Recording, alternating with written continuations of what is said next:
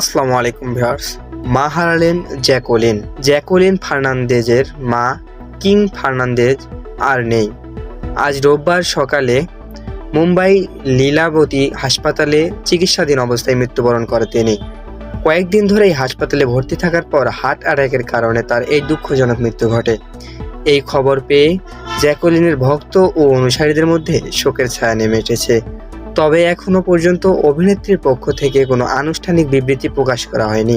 পিঙ্কোফিলার এক প্রতিবেদনের থেকে জানা যায়, কিম ফার্নান্দেজের শেষকৃত্য ও অন্তিম আনুষ্ঠানিক ঘনিষ্ঠ আত্মীয়স্বজন ও বন্ধুদের উপস্থিতিতে ব্যক্তিগতভাবেই সম্পন্ন করা হবে। অন্যদিকে কিছুক্ষণ আগে জ্যাকুলিনের বাবা ও পরিবারের অন্য সদস্যদের লীলাবতী হাসপাতালে পৌঁছাতে দেখা যায়। এদিকে অভিনেত্রীর মা গত 24শে মার্চ হার্ট অ্যাটাকের কারণে আইসিইউতে ভর্তি হন। খবর পাওয়ার পর অভিনেত্রী শহরের বাইরে থাকলেও তড়িঘড়ি করে ফিরে আসেন মায়ের পাশে।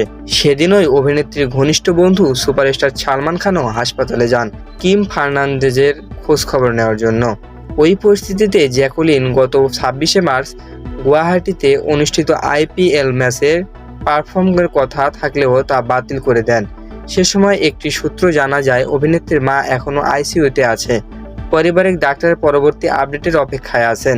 এই কঠিন সময়ে জ্যাকুলিন মায়ের পাশে থাকার জন্য, যার ফলে আইপিএল এর পারফরমেন্সে অংশগ্রহণ নিতে পারেন না। অভিনেত্রীর টিমের পক্ষ থেকে এমন একটি অফিসিয়াল বিবৃতি প্রকাশ করা হয়।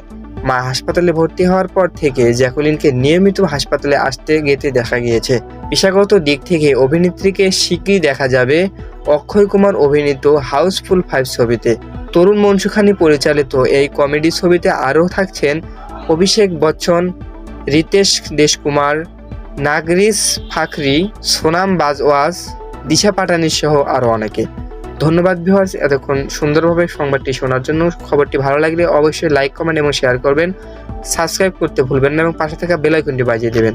ধন্যবাদ।